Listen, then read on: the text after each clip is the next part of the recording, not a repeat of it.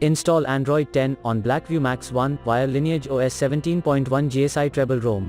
Please check the description for important notes and all the download links.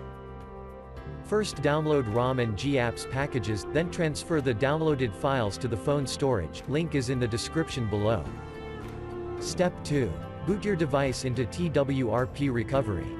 Once in TWRP, click on Wipe, Advanced Wipe, and select the check boxes, as shown in the image, excluding internal storage.